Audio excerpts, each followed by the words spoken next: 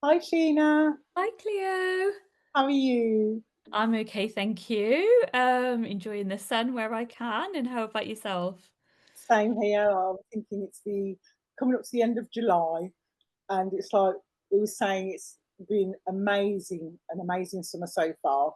You kind of don't want it to end, but it's so we might as well make the most of it while we That's can. it. Yeah, enjoy that sun while we can. Get that vitamin D that we need.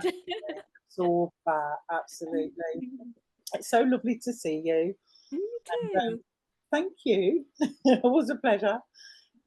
So yeah, today's topic, we're talking about the shame spiral. We are? Yeah, and just understanding and reframing shame. Hmm, absolutely. So yeah, kind of. I mean, what do you think? Is it? I was looking at that. I was thinking we can feel people feel ashamed for so many different things and things that you probably wouldn't necessarily relate. What like you'd be ashamed. So Yeah, certainly. yeah, yeah. What is that really? What is the reasoning behind it? Why do we think that's what's a go-to about ourselves that we feel shameful? Yeah, it is it's an interesting topic, isn't it? Because it's so kind of like when we think about, and it's interesting because we don't often even use the word shame much Mm. when we describe emotions around shame. People might say things like, I'm embarrassed, or I'm sorry, that's the ice cream van in the background if you can hear it. Yeah. But yeah, so people will, they'll kind of like, say, I feel embarrassed. But it's one of those emotions that it runs quite deep, Mm. and can be connected to a lot of experiences often as well, that sense of shame. Mm. Because a lot of I hear shame mentioned, oh, so many things.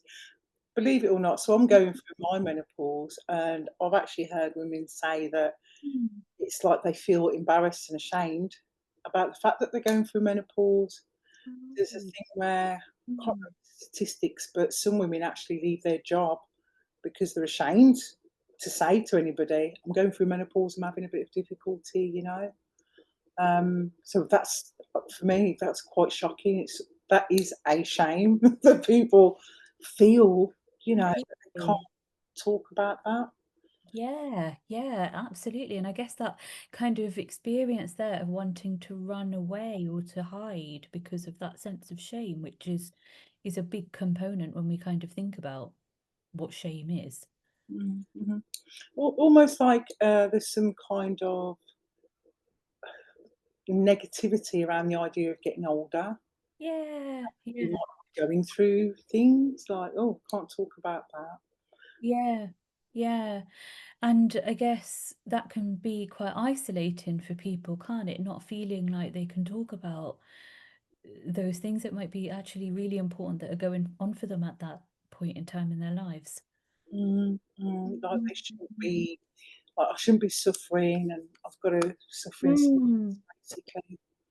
Um, but it's not something that we're necessarily told. It's almost like just something we go through. And another big area or a place that I hear people say they feel ashamed as if they're.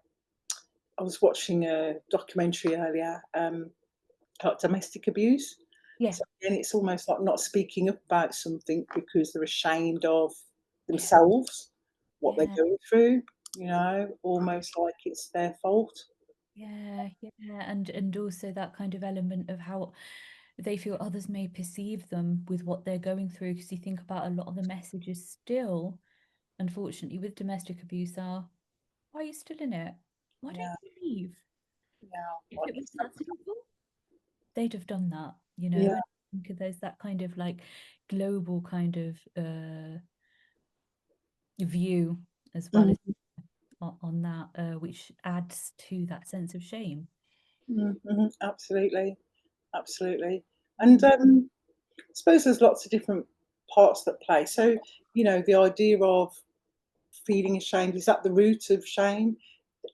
Hiding something about Yeah, ourselves?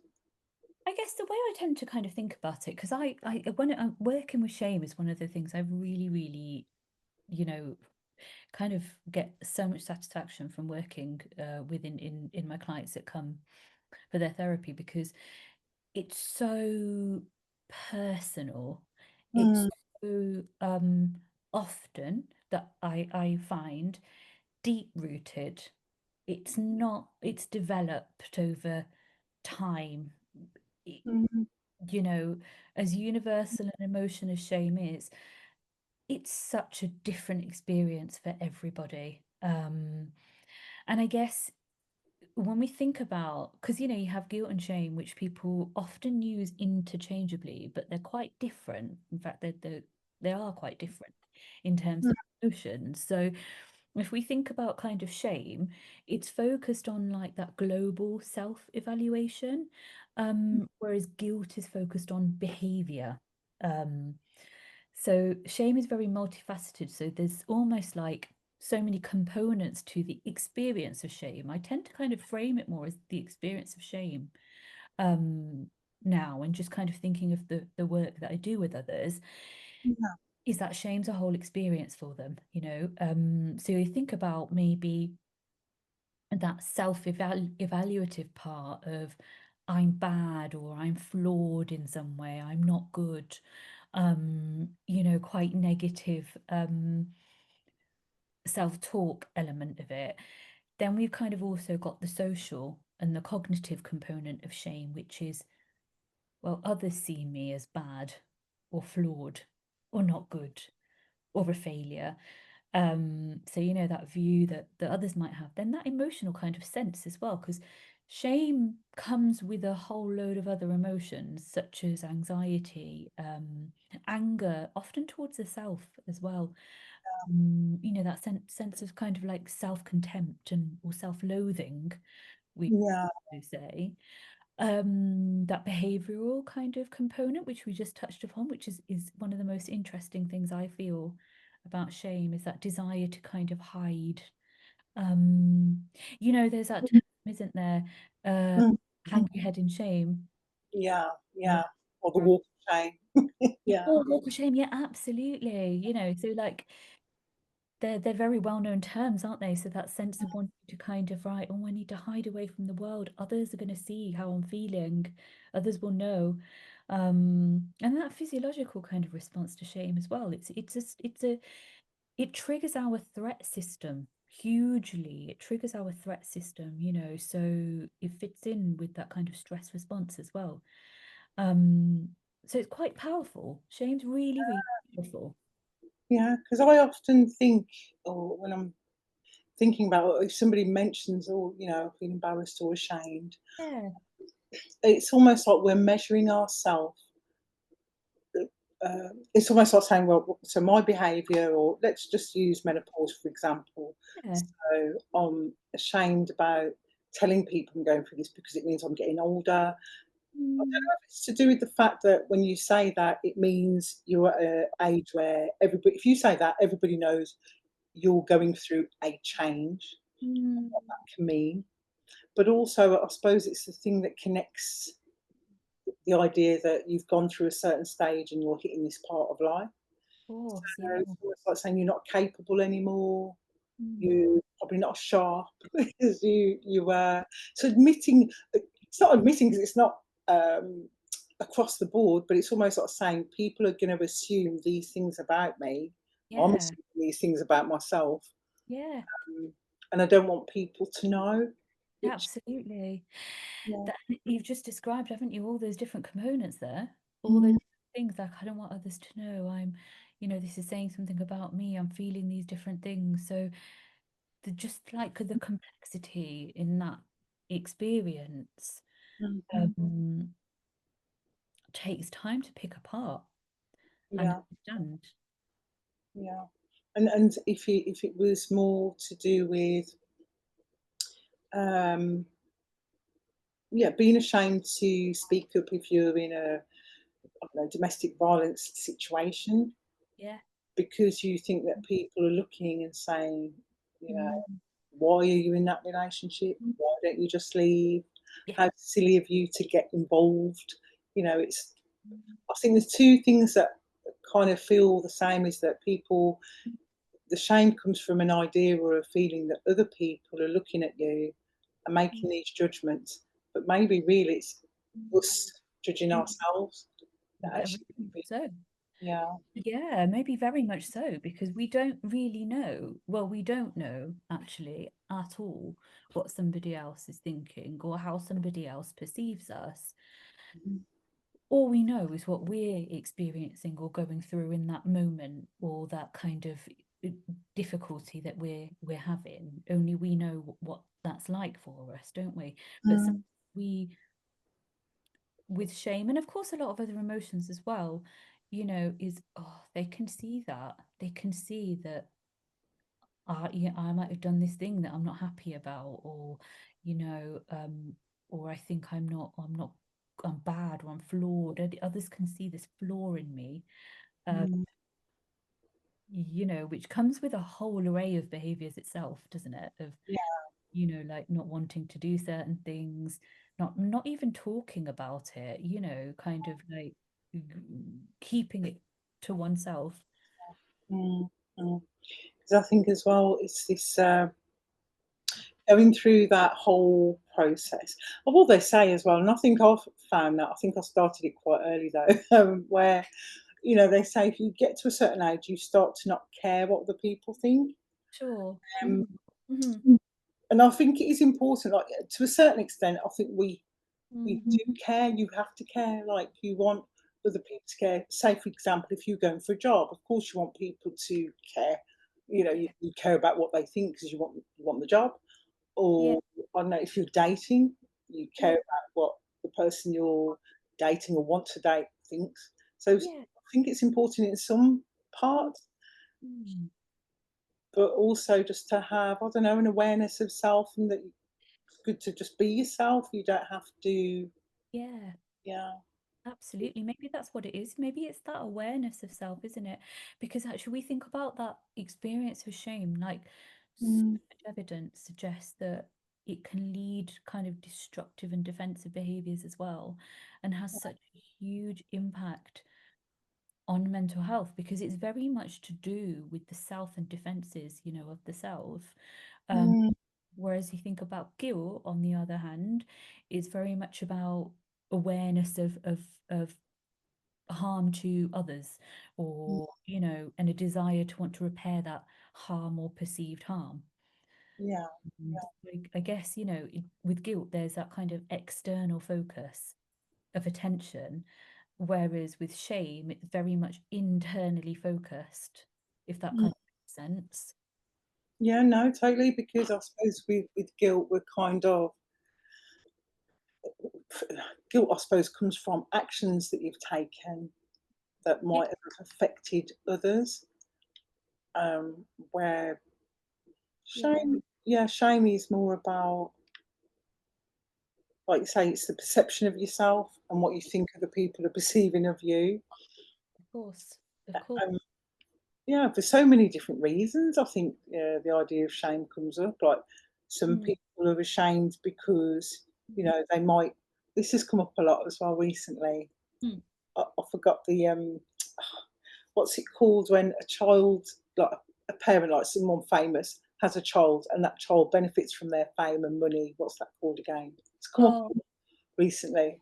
I know what you mean. There's a term, isn't there, for it? Yeah, it'll come back to me. Yeah, it's just I was like, "Is that a thing?" I couldn't believe it when I heard this yeah. idea. It's almost like having that privilege. Well, it's classed as that this privilege, isn't it? I can't remember the name of it, but I know what you're referring to. It's It'll come to me, but yeah, and it's like the yeah. shame of, like, in the Mm, same way people can't choose. mm, You don't choose what you're born into. absolutely. And so Mm, for some people, it's the idea, well, I've got all this privilege yeah, and I'm ashamed of that, yeah, which I think that's just as sad as somebody feeling ashamed of their background if it's a poorer background. I think they're equally as, painful for the people involved, you know? of course it is, because these people that are in the public eye, they're constantly being criticized, they're constantly being judged, And they're also constantly being told, why are you unhappy? You've got all this wealth, you've got all this, all these things you're doing, you're really famous, da da da. But actually, how helpful is that? So yeah, because it's still human. That's the thing. It's like you still have those human feelings and what's going on. Uh, Yeah, and I suppose underneath it all, people just want to feel and be accepted.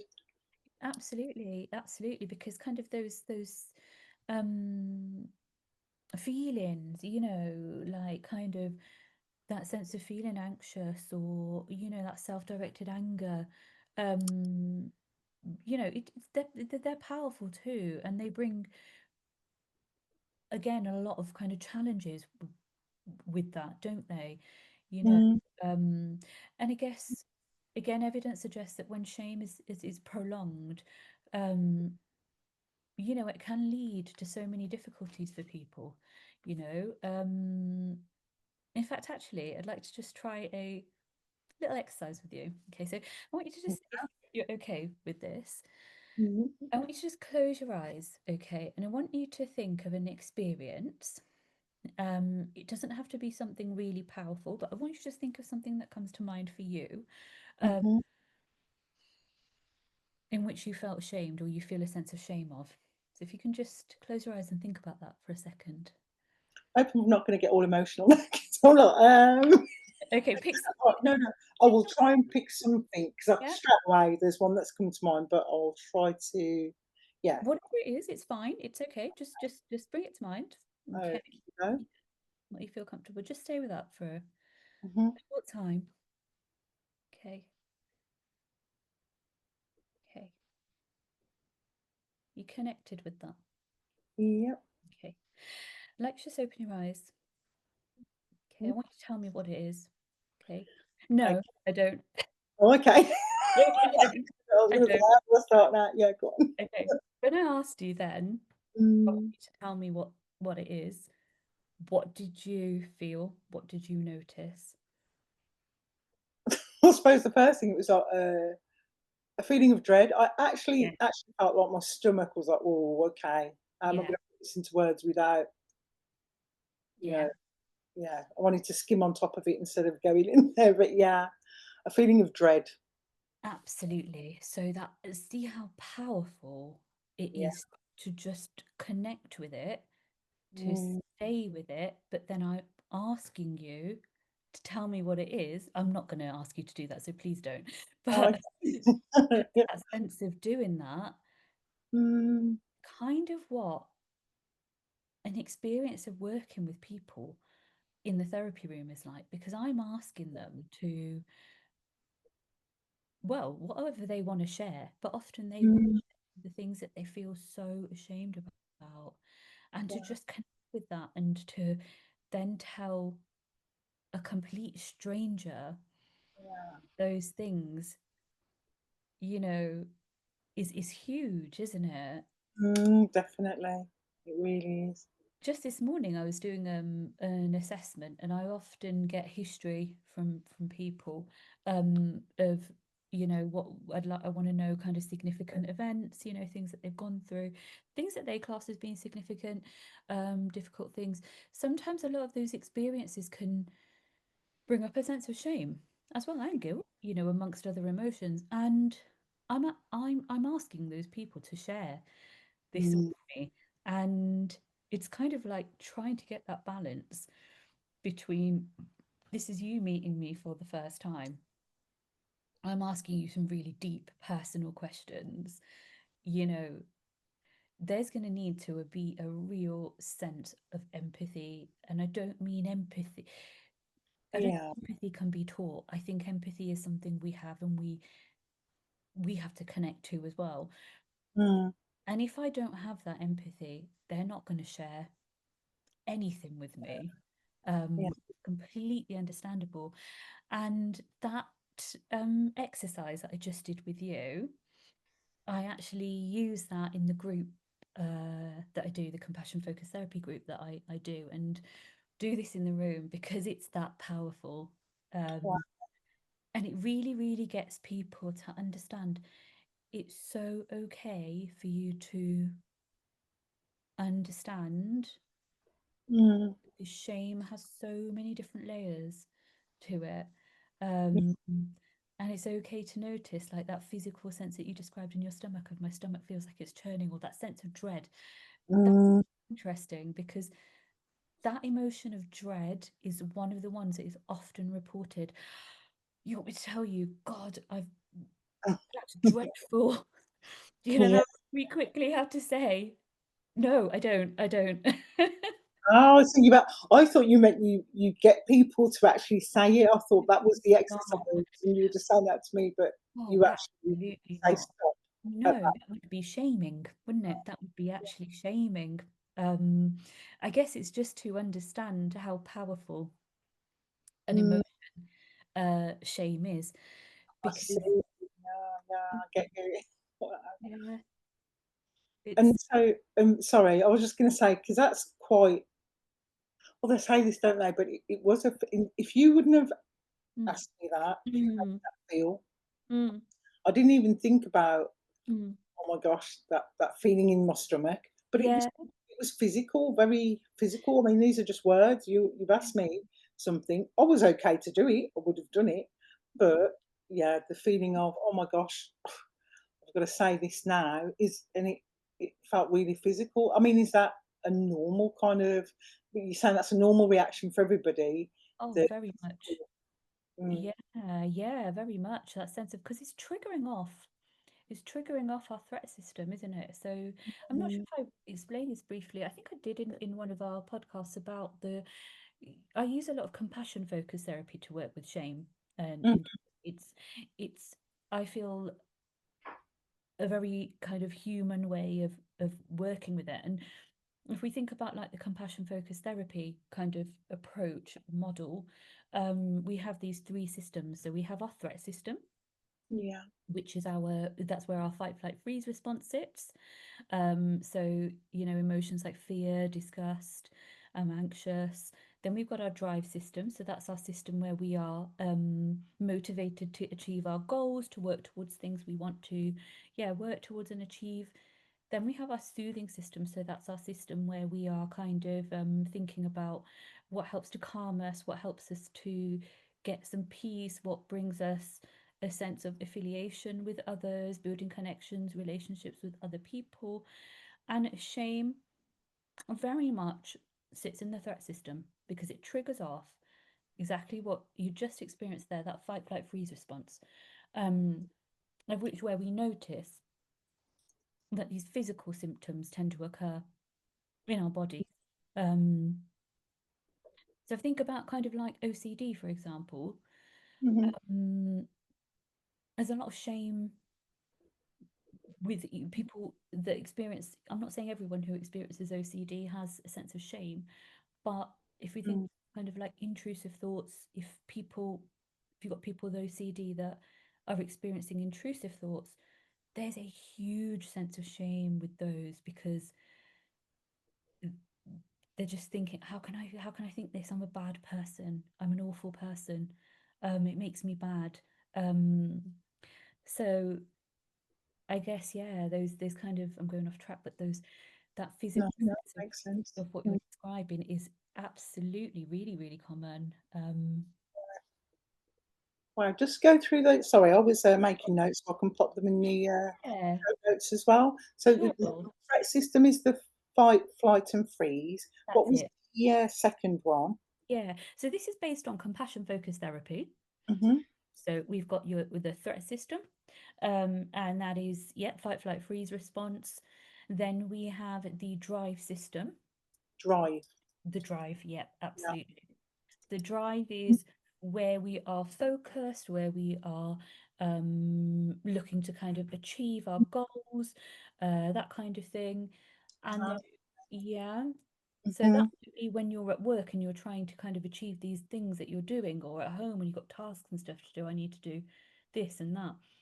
Um, and then we have our soothing system, Yeah. soothing. Mhm. So that's where, so we did mindfulness. We talked about mindfulness in our last podcast, didn't we? Yeah.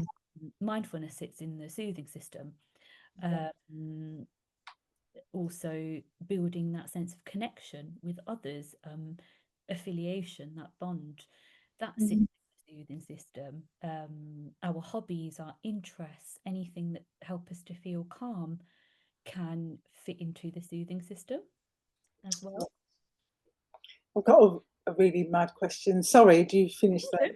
I Finish. just, as I was writing, because I just thought it makes so much sense that we've got Mm. these different systems. Yeah, Do yeah. Is there ever a time, or does this happen a lot? Because I was Mm, just thinking, so could mm. religion be put in the soothing system, something that gives you a sense of peace, and might be a religion?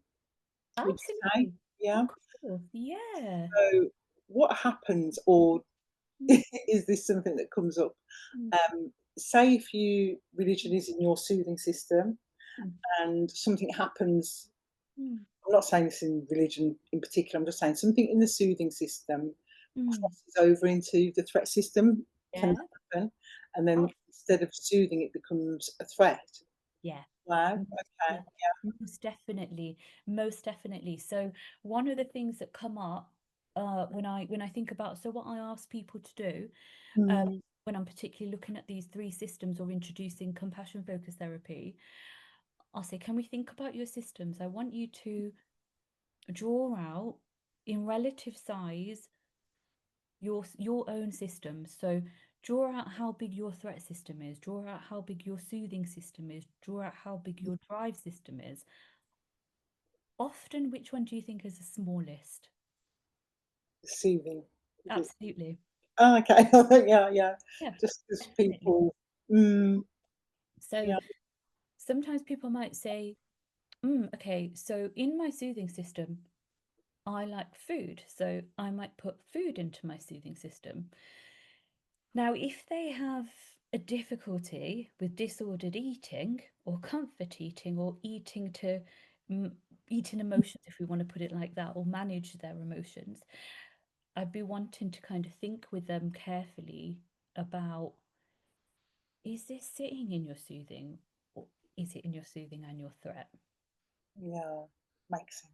Yeah, so completely. We can also have what we call a threat-based drive. So that might be where someone's trying to accomplish a goal or goals, but that comes from a place of threat. So, an example might be someone who has, say, really perfectionistic type standards. I have to do things perfectly. I have to finish things the way I need it done. Otherwise, otherwise I'm not good enough. It's not good. It's not a good. I'm done a good job. So they might be kind of thinking, oh, okay, I've got this project that I need to work on. Right, I need to complete it in 2 days. When we think realistically, can we do that? But that's their threat-based drive kicking in, if that makes sense, because it's coming from a really unhelpful place. Does that? Yeah, it really does, because that's what I was just thinking, wow, some of these Mm, things can cross over. And mm. so is it the idea that you readjust or try to put them back in their compartments, or just recognise that there's a crossover, or like if Yeah. somebody said that there was a Mm, crossover, especially something that's supposed to be soothing is mm. then becoming a threat. Is it? Completely. Because often people then think, oh, I need to get rid of my threat system. Absolutely not. Your threat system's keeping you alive. It's a survival mechanism. We're born with it. We need it. We just don't need it to overshadow and overpower everything that we do. So we think about those three different emotional regulation systems. They'll be out of sync a lot of the time. But what we're trying to do is Mm, regulate them, aren't we? So if yeah. someone's being threat too much, we're trying to understand and we'll know because they'll be feeling anxious a lot of the time. They might be feeling really angry, fearful, the sense of dread that you described earlier. Um, so it's thinking about kind of what do we need to put into each of these systems? What do we need to take away from Mm, some of these systems yeah. that might be problematic as well? Yeah. And I suppose with the drive system, there's those, like you're saying, who are seeking perfection or putting a lot of pressure and stress on themselves. And equally in the drive system, could it still include somebody who doesn't have a drive, like, just Yeah. can't be, they're not in a maybe it's because of depression, or maybe it's just that they've never had that. Yeah, very much so, because it might, like you said, it might be because of low mood that they're feeling like they can't achieve their goals. And goals doesn't have to be something big, as we were saying before, and again in one of our previous um podcasts about it's setting small goals, isn't it? Realistic goals, because you think about kind of the sense of shame that fits into that as well is quite impactful, because you could have somebody who actually, that's interesting, because just thinking about that with clients who sometimes with CBT, obviously, the out of session task will be a part of it. With CFT, not so much always. Mm. It depends on the client and what we're thinking about. But sometimes my clients that come for CBT will come back to me and say, "I haven't done my homework. You're going to be annoyed with me." Oh. They almost feel this sense of shame, and it's so sad because I'm like, I'm never going to be annoyed with you. I'm going to just want to support Yeah. and understand what you struggled with, you know. Mm.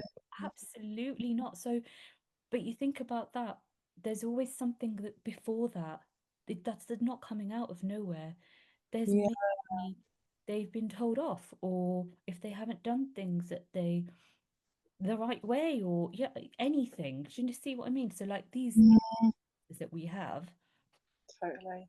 in our lives are a huge part of what shapes us. Like, again, going back to history, I would feel awfully uncomfortable, using whichever therapeutic approach I use, by not acknowledging or taking someone's history. I'd feel very, as a therapist, I don't feel, for me, that's comfortable, because I want to understand the person I'm with. I want to Yeah. really be able to, if you feel ashamed, if you feel the sense of shame, let's talk about it. Let's try and gently discuss it, so Mhm. that we can bring some kindness to this, because the kind of like repercussions of not talking about it or not acknowledging it,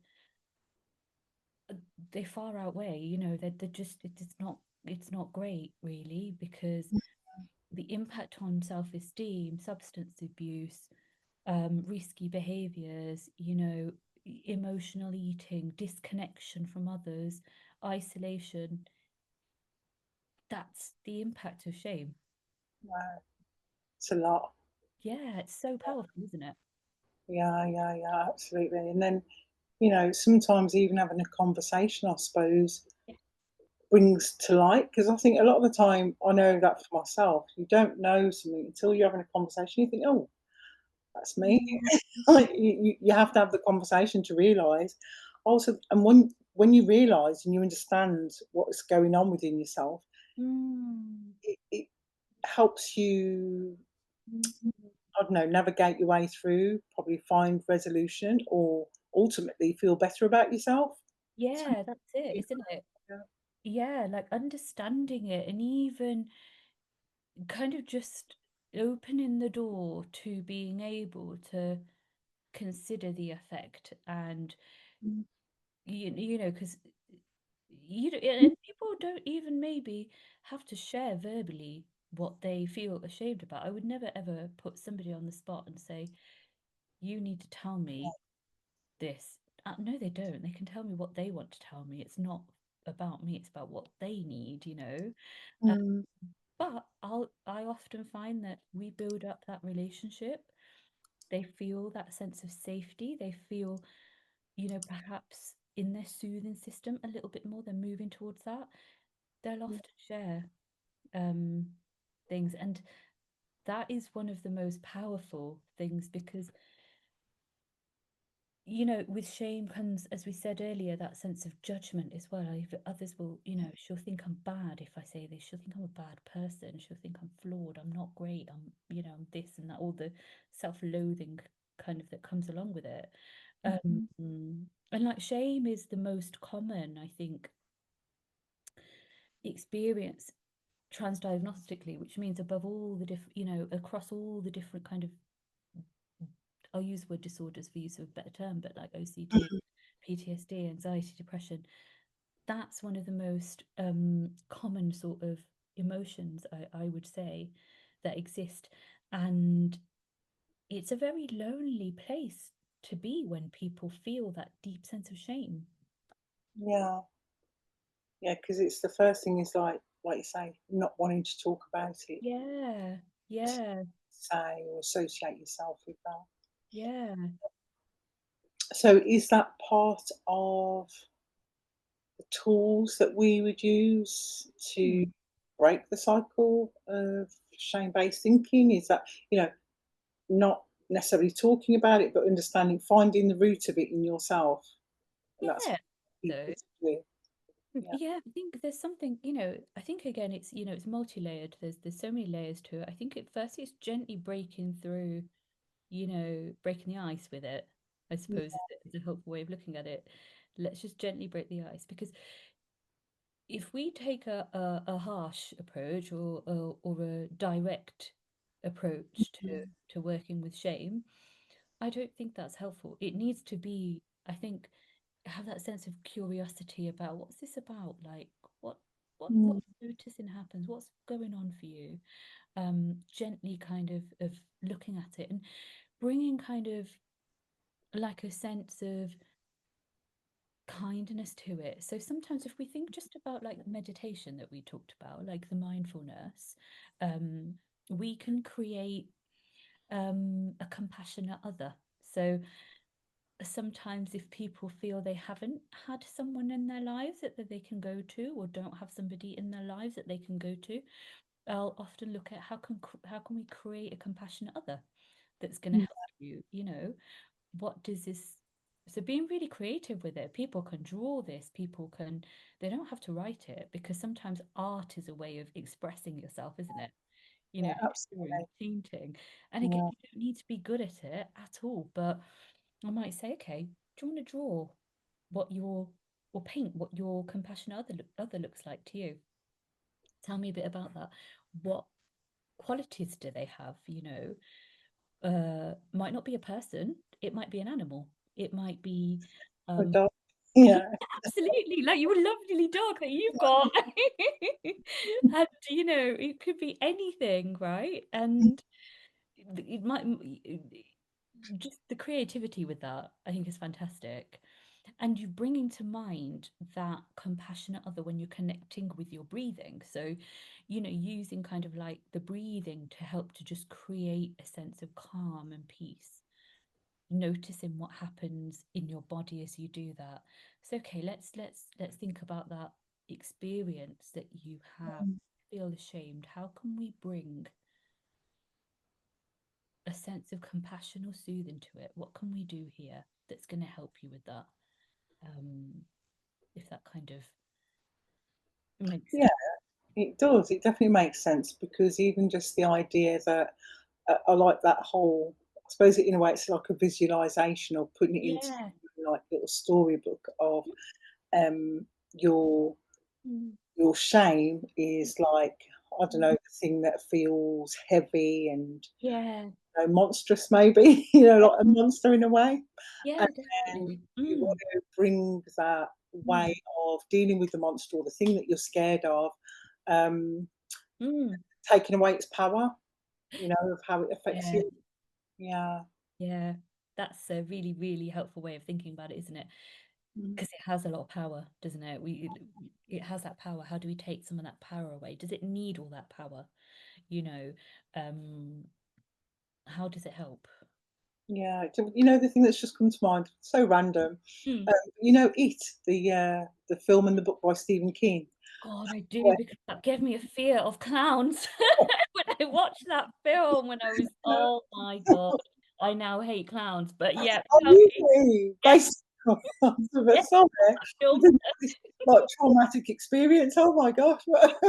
Um, but I, for some reason, that's what just came to mind because apparently, I don't know if I must have read it somewhere. The whole idea or um, concept of, as a child, there are Yeah, monsters, yeah, this clown or whatever those monsters are, the yeah, fears that we have. And then what he was trying to do is say you can face those fears, because once you face them, you crush them. They no longer are a thing. Not Yeah. defeating your demons, your inner demons. Yeah. Um, it was just remembering the. It's almost like this build-up of tension, and Mm. that's in our bodies, and then as soon Mm. as you kind of say, actually, the Mm. clown is nothing. There's nothing actually there. It's not even real. It's Yeah. what I'm creating in my mind, which Yeah. affects, me physically. And then Yeah. as soon as I can defeat that, it's Yeah. not that you forget, but it doesn't have the power over you That's and your life. right. Yeah. Yeah, because Mm, what I guess you're kind of gently, what you're kind of doing there is you're gently challenging, aren't you? That kind of like, well, do I really need to be scared of this? Do I really need to see it as this monster? mm, Absolutely. And I think like compassionate, I know we talked a little bit about thought challenging before, didn't we? But kind of like using compassionate thought challenging can be really helpful for mm, shame. So, what would I say to someone I cared about? You know, if they were having this experience, what kindness mm, could I show here? So really bringing a gentle sort of challenge to it.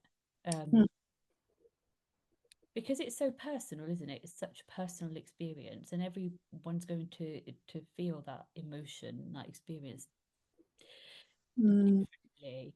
Um, so I think safety needs to play a part there. If we think about just generally as people, if you tell somebody something and you're not really feeling heard by that person,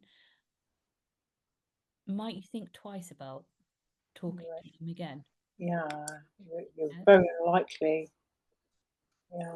You're Yeah. very unlikely to say it again. I think. Absolutely, because there might be, well, I didn't feel heard, I felt shut down. I'm just going to keep it surface level. I don't think I can talk to this person about how I really feel. It might be Mm, general chit chat and all of that. So safety kind of comes into to working with shame as well, because there needs to be a real solid sense of safety, not, to kind of go there with often, some of the things that obviously I can't go into any of that, but mm, people will share are things they've carried for a long time. yeah. To actually like just verbalize that, vocalize that with somebody, to you have to have that safe space. Mm, Uh, mhm. And yeah, mm, I like that idea of the safe space, because yeah. literally you can make anywhere your safe space as long as Mm, you feel like you can speak, yeah. and be yourself without being judged. And Yeah. I think that's what it is, isn't it? We're afraid of being judged. Like, are they going to think, "Oh, you're a bit strange," or "You're a bit weird," or "You're a bit evil," or the things. So you're worried about Mm, being judged. And then also the idea, are they gonna say something? Are they gonna go and tell somebody else? And yeah, that's it as well, isn't it? Is that kind of self-talk afterwards is, God, I just shared that. What are they going to think? Are they going to, like you said, you can tell somebody, what if they don't talk to me again? What if they don't like me? What if they, all of these like what ifs that could just, yeah, absolutely. so yeah, yeah, we can kind of see how, as we unravel it, how complex it is. Absolutely. And sometimes, I was just thinking again that, I don't know if you've ever been in a situation, you probably have. I have sometimes, they say, "Oh, I've never felt really." Mm, I saw this the other day, something like, "Are you somebody who overshares?" And I think, actually, I am, but I've never really seen it as oversharing. I just think there's times where I'm with yeah. people, I can be in people's company, and I Mm, feel that confident or at ease. Things mm, not involved. It's just I feel like, do you know what I mean? It's not yeah. something, and I feel like I can just tell them something about myself that might feel quite personal, and then afterwards I Yeah. think, why on earth did I just tell this person that thing? But it's not because Mm, I'm trying to offload, it just felt comfortable enough. And then I find that people do that with me as well, like they feel comfortable enough to just say some stuff that you know, Yeah, like, most definitely. Yeah, I would say I've definitely been in that situation before. I'm quite, for a therapist, I'm quite, I should just say this on, on a podcast, but I will, because I'm not the greatest when it comes to talking about my feelings or my emotions. mm, Um, I'll do it if I have to. I'm aware of that, but I've got to really, really feel like I can trust somebody. I know we can, trust is a huge thing, but I've got to really feel like I can do that because I think being a therapist comes with its own set of beliefs as well, of, you know, yeah, um, all sorts of stuff there, which we won't go into now. But no, I can totally relate to what you're yeah. saying there. But maybe that's not because that's an interesting term, oversharing. Like, Yeah, mm, I mm, thought, gosh, is that what people think? I'm thinking like, oh, she's always oversharing. And to me, as I said, it's feeling that I'm in a safe space first of all, uh, definitely. and maybe not over even thinking it. It just feels like at that time, in that moment, that person or people have made me feel like, oh, I can say this, and because people have Yeah. definitely done that with me before, and I always feel a bit honoured that they've Yeah. felt that they could. Like, Mm, mm, yeah, sometimes it's not that you're looking for answers, you just yeah.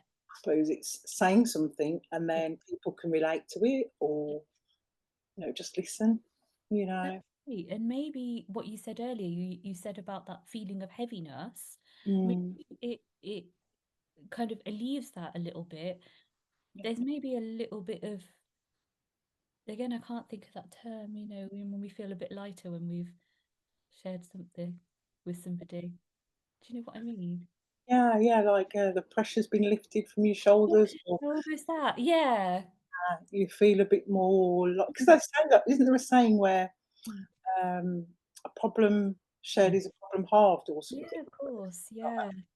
that, and Mm, maybe just mm, again, sometimes just having somebody listening. I've done this before as well, yeah. you're talking Mm, and there's a problem, an issue, and as you're talking, you find your solution.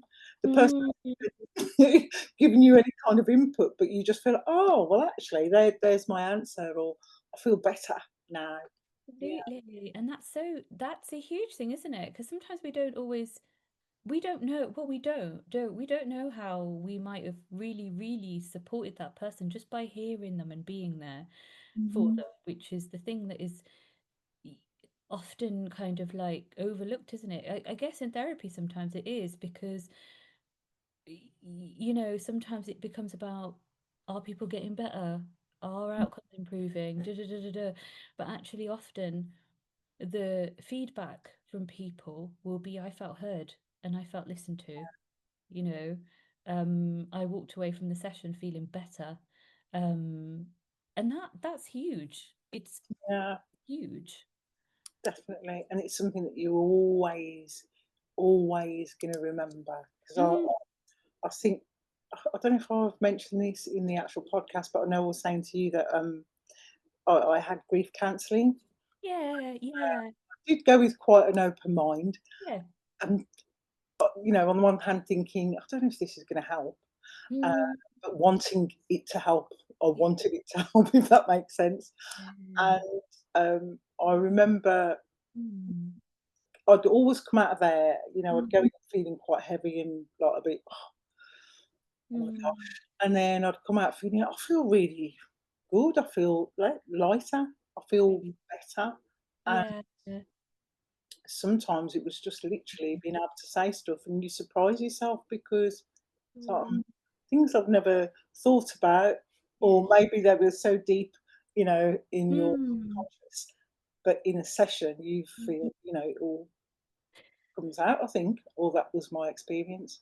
That's great Mm, though that you felt that, because I guess if you hadn't felt heard, or you wouldn't have opened up as much, would you? And maybe that's like, that in itself is just so, having that space to feel heard feels like it was really helpful for you. really, really powerful, Mm, yeah. Okay. So would you say there are we all say a toolkit, but, are they little steps or even big steps, don't have to be little steps, or steps that we can kind of take yeah. to break that cycle?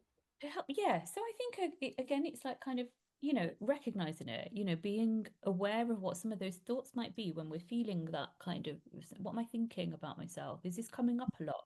Is it a theme that I notice? So becoming quite consciously um, Mhm. aware of it, understanding that it is a universal emotion or experience, Mhm. and we are all going to experience it at some point in our lives.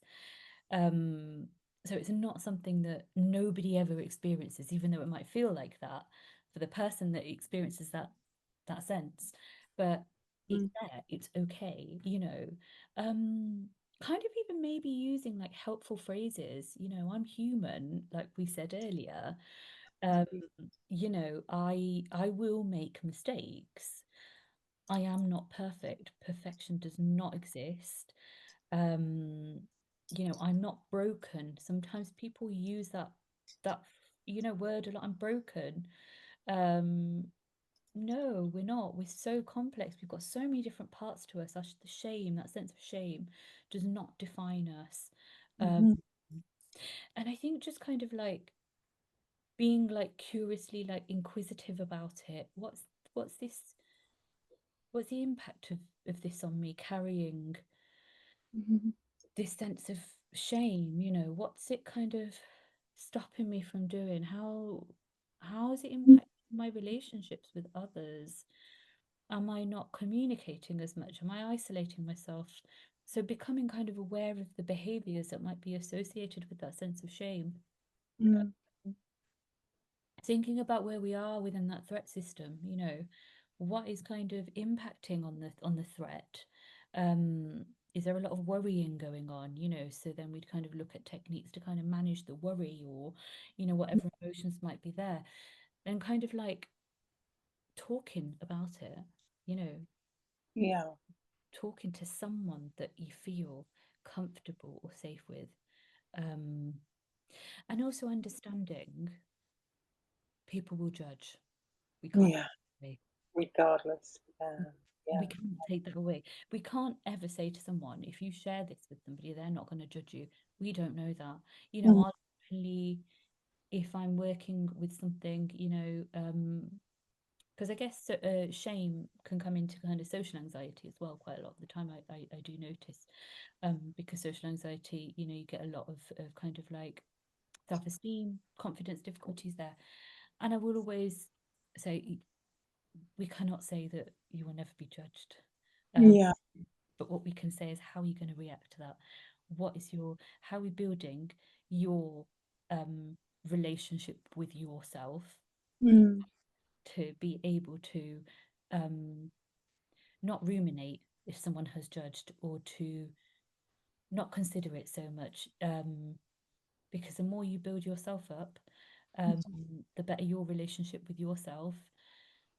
It'll be easier. Yeah. um, you know, if somebody does judge. um, I guess some of those things might be perhaps helpful.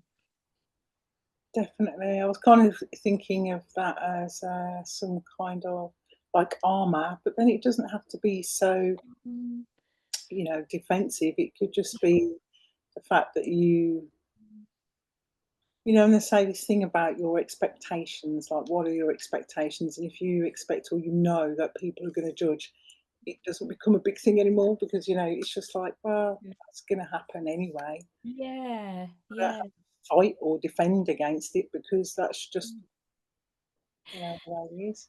Mm. Absolutely, and it's interesting, isn't it? Because often people, you know, when they struggle kind of with their mental health, they will perhaps think that judgments are always going to be negative. Judgments maybe like really, oh well, you know, wow, you've been through something really difficult there. Thank you for sharing that with me.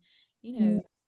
know, there might be all of these other things that are there, not just the kind of, Negative stuff. yeah, that negative kind of catastrophic type thinking about, you know, people say so many in this world that we live in now, you know, we know there's lots of difficult things that are going on in the world, but there's also some really nice things that Yeah. we see, don't we? Like acts of compassion and kindness towards people, or whatever it might be.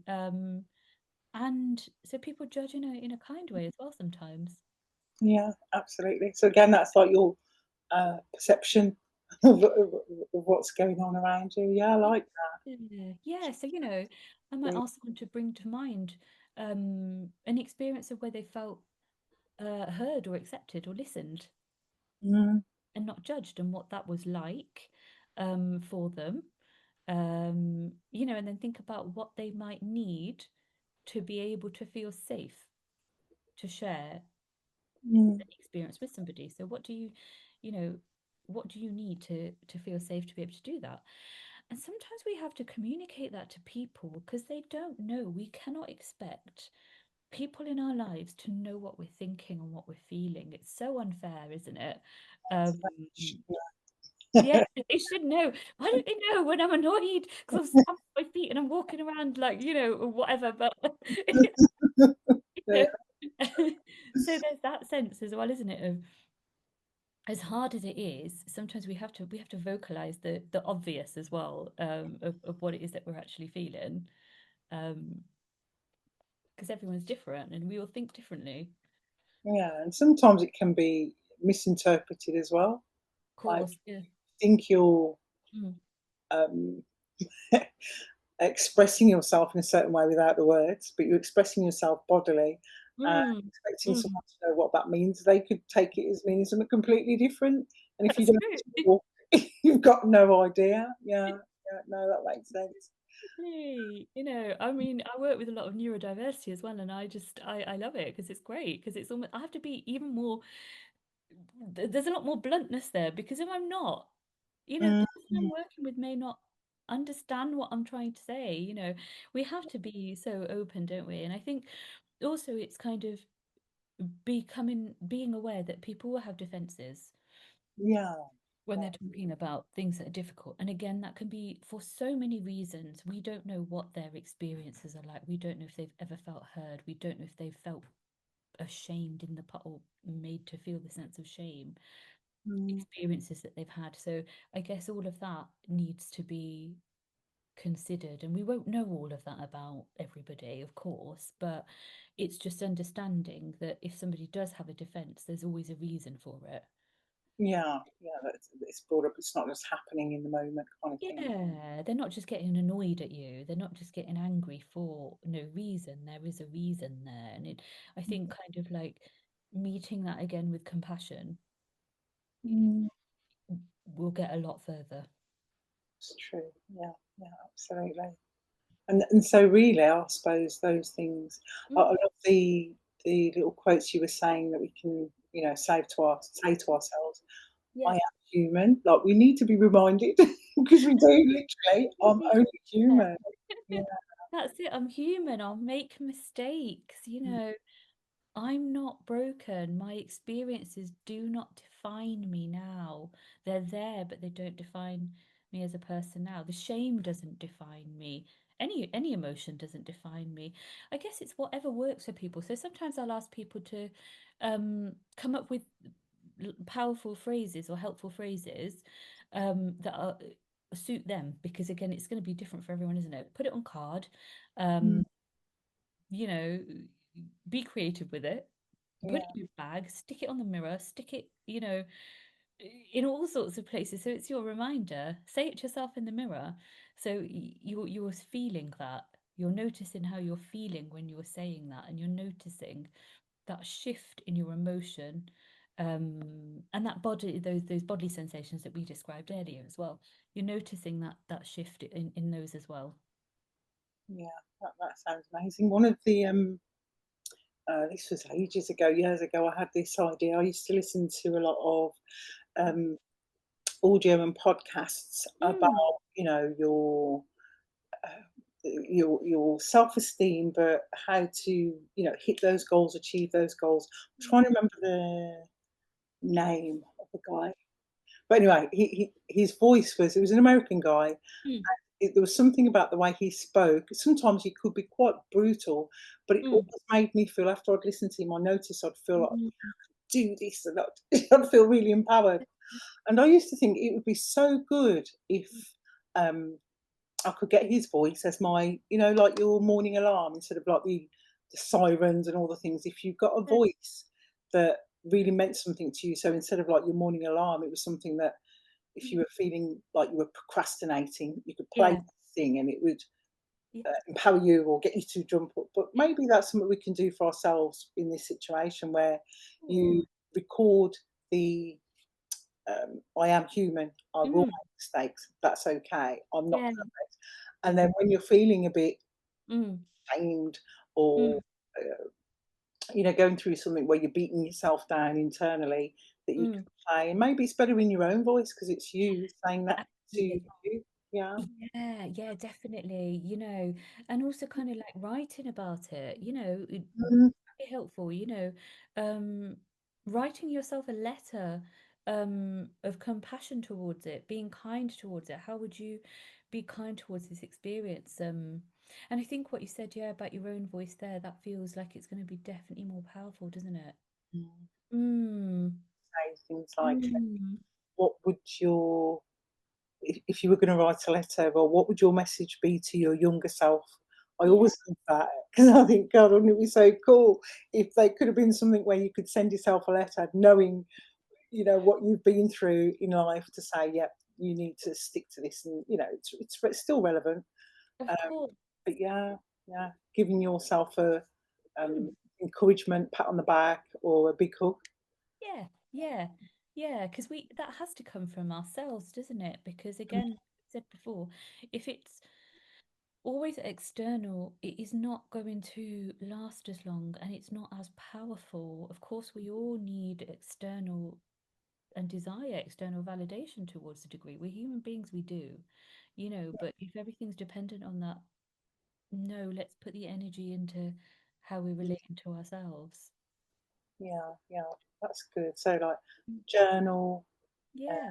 a letter. I love the letter one. Mm, Or yeah, recording your voice, uh, giving yourself a bit of a yeah encouragement and support. definitely, yeah, gently challenging those thoughts, looking at the behaviors, what's there, using that compassionate other we talked about. So, like devising this compassionate being or other that, has these qualities that you want, uh, that has a desire to support you and to be there for you, you Yeah, know. Um, we can be so creative with yeah, it. yeah, absolutely. And I suppose it is. When you said the recognizing, being aware, Yeah, going full thrust ahead in life, yeah. day to day. Mm, Don't recognise and we're not aware. But as soon as we can take a step back and think, mm, oh, so that's how I feel physically. yeah, That's where my mind goes. Those are the triggers. Um, yeah, yeah, that makes a lot of yeah. sense. Yeah, because it's like with anything, isn't it? If we're not aware of Mhm. something, how can we even begin to think about it differently or do something with it? We can't because it's not in our awareness. We have to bring something into our awareness, don't we, first? Nice. Um, and we need to work what works for us, Um, again, I think about people that I work with. There isn't a manual, you know, people won't fit into these boxes. I don't want them to fit into boxes. They're human beings. Um, and it's like, right, let's look at the bigger picture. Let's look at what's going on for you. Let's kind of think about what you need right now, what that looks like. Um, you know, that's I think so important Mm. as And well. it is really interesting what you said just about a manual because I just thought actually there's probably different things that are kind of manuals, and maybe that's what we're judging ourselves on. You Yeah, know, our yeah, ideas of what perfection is because we yeah. think we've got to be a certain way Mm, and show ourselves in a certain way, be a certain way, do things a yeah, certain way. And yeah, actually, like you're saying, maybe we should just mm, throw away the manual because yeah, there's no manual that's going to work for how to be that- human. Like yeah. yeah, Totally. Like, sometimes people will they'll come to therapy. I need to fix this in this much. How many sessions do I need to fix this? not Not really. enough. Are The you one- right? Not gonna work that way. So let's just address that first. Yeah, the expectation. Wow, okay. So people literally think, is it gonna be 4, 5, 6 sessions and I'll be everything's sorted? Mm, Yeah, I had someone come to me the other day for EMDR, but how many sessions of EMDR do I need? Um, wow.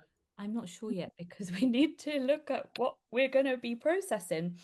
Mm, We take it from there, and I'm really open with people. I will say that, I am not going to tell you that you're going to need this many sessions because we don't know until we start working together and what's coming up and what's happening. Um, because everyone is gonna be working at things at their own pace, aren't they? Um, mm, and we're not robots. We're human beings. I cannot make somebody tell me something. yeah, I don't want to do that. That's not fair. That's not right. It's not, respecting their autonomy or the therapeutic relationship at all. Um, takes time to build because you're often not repairing's not the right word, but you're often trying to heal or work through so many years of yeah. being this trauma, whatever you want to call it, and Mm, like just creating a place for them to be themselves is one of the keys, and kind of like even when I supervise, other therapists, I'll kind of say, I am not the type of supervisor that's going to give you the answer to everything of working with a client in a particular way. It's not going to happen that way. You know your client, you'll bring the case, we'll discuss it and we'll talk through it. But I want to really understand what it's like for you when you're working with them. What do they need? How do we think about all of that together? mm, Because that's so important as well, and valuing that there are different approaches. There's so many different therapeutic approaches. What's going to be right for that particular person? yeah, yeah. Because like you say, everybody is different. There isn't a Yeah. one size fits all. Mm, No, and we have so many things to consider, don't we, as well, like culture, like you said earlier about religion, really interesting because I had this client, and again, I can't go into a lot of details about it, but religion was really important to him. And that was so important then to bring that into the therapy room and okay. how Yeah. to use that, because a lot of shame-based stuff in that work that I was doing with this particular person, years worth of it. Um, and it was so important for religion to be a factor um, for us to work with um, and understand. So do you think that that is like not that it would be difficult, but do you think it makes it more difficult if there are a set of beliefs that people come, you know, in No, not necessarily. This person had years of therapy before with? Okay. and had reported that he had not found a lot of that helpful, and reported that his religion wasn't taken into consideration in that Oh, work, okay. you know. Mm, And when we started working together, it took a few sessions for him to just kind of like be a bit open about that stuff. And then he mm, said, "Are you okay about me talking about this?" And I said, "Absolutely. This is part of you. This is yeah. what you believe. Let's bring it in. Let's work. Let's use it to help us to move Yeah. forward. That's important to you. It's one of your values. It's what you what you need. Let's bring it in." So yeah, we very much did. Yeah, because that would be awful if you're religious and you go into a session and they're saying, "Leave that Of outside course, the door." That's horrendous really because it's not okay, is it? It's not no. okay. We have to recognize that people have so many different parts to themselves. There's so many different parts. Let's try and bring all of those parts in. Let's try and kind of um think about all of that, as much as we can with the people that we work with. No, that makes sense, like, bring it all in and make it a part of it instead of kicking it out. Yeah, that totally makes sense. Yeah. Okay.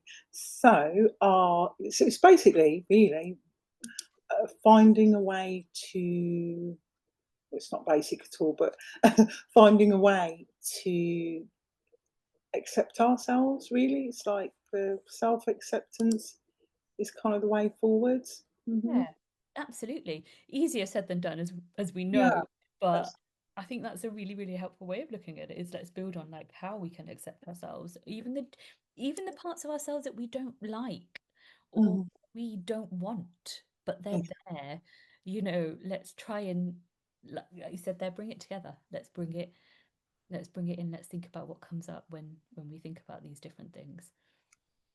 wow, yeah, super deep. But as always, and Absolutely. yeah, because there's so many different layers, Yeah. and again, we are Mm. all very complex, and what might work on one day Mm. might not work the next day, or you might be in a different space, a different place. So Definitely. And I really hope our listeners get, and I'm sure they do. Well, I hope they do, get so much from this, because it's something we're really talking about and we're not avoiding it.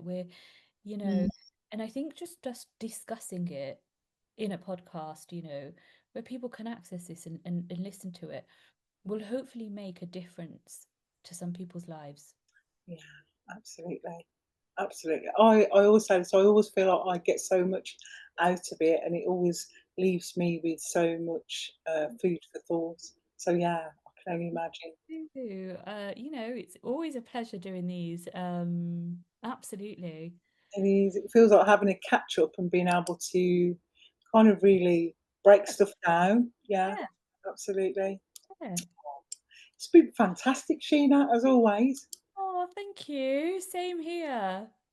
All right, so Excellent. yeah, no, it is. It's really brilliant. And again, like you said, people listening in, hopefully they get something from it, or they know somebody who will, get a lot from our sessions, our Definitely, episodes. Yeah. So, definitely. well, it's been so lovely. I'm looking forward to the next one. It'll be August, It will be. It will be August. Sounds the great. end of Okay. August. Yeah, Yeah, so we'll be thinking about, oh my gosh, the summer's that's closing. it. Oh gosh.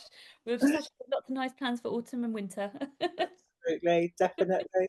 Thank you so much, Sheena. Thank you too. See you next time. See you next time. Take care. Bye. Bye.